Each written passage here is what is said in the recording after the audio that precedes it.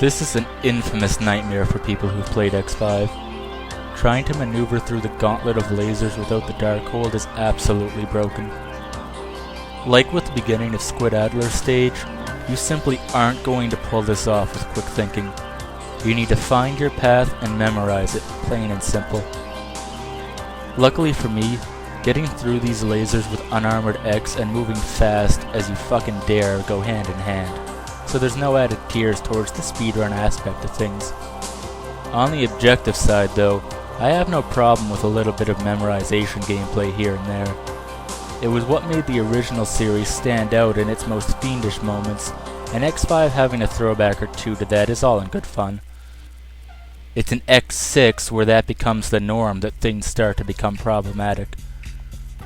Those Sigma-like foot soldiers, on the other hand, are easily the most annoying blockade of a large enemy in either X5 or X6, and there's not many situations in the coming stages where they can be jumped over. Instead, we get to play the waiting game, and while they wig it out, we shoot at them during the rare occasion the ability to shoot them actually presents itself. Much like the boss that's currently trying to form itself to X's right here. The first thing you'll ask yourself is, why in the Sam hell is he toying around with the fight when this is already a big enough pain in the ass as it is? Well, the simple answer is, this battle is the most boring dredge on the face of the planet. Normally, it's one of my favorite fights in the game, and it's one of the few genuinely challenging moments in X5. In a speedrun, the amount of luck required to get an optimal pattern out of this fucking putrid jello mode is a test insanity. Let me name two truths about this battle right now. One is that he never switches to his wily form early enough. Two is that he over-abuses his fucking over-lengthy version of the split body attack at least 9 out of 10 attempts.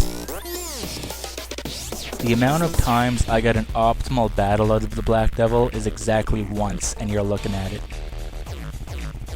Anyone who's seen the boss rushes I did of this game with Zero knows I'm already so uncomfortably familiar with every iota of this boss that playing possum with him by not ducking added exactly 0 amounts of extra pain.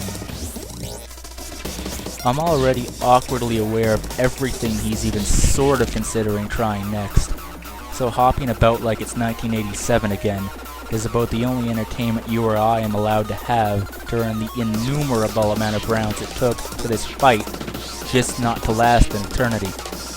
As it stands, the fight only lasts a few epochs. And yes, I realize he does give a small fuck you by using the over-lengthy projectile animation whose horror is experienced in detail during earlier videos of mine.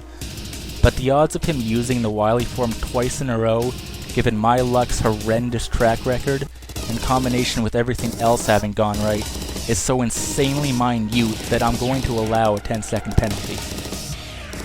The only real strategy that involves speed here is some optimal shooting, but that took exactly 2 attempts to work out, and the rest is just repetition ad nauseum. I'm really glad this segment is over.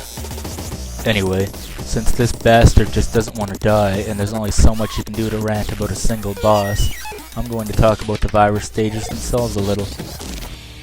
I've made a lot of allusions to Xtreme mode having a love affair with outlandishly cruel enemy placement. Now, I may or may not have pointed out the odd example of this before, but if you're wondering what the fuck I was talking about, you'll get your answer in the coming stages.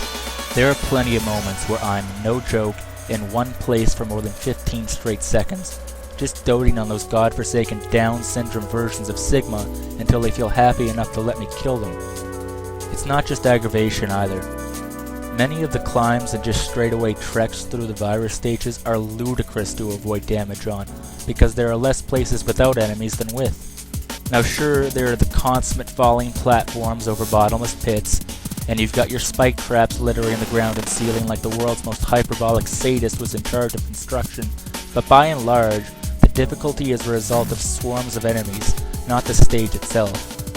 This is known as the ground scaravage approach to artificial difficulty, but the important difference is that X5 can and often is regarded as fun. Now you can decide whether my bitching is justified for yourself when we move on to the next segment, but that's another video for another time, so I'll see you for that.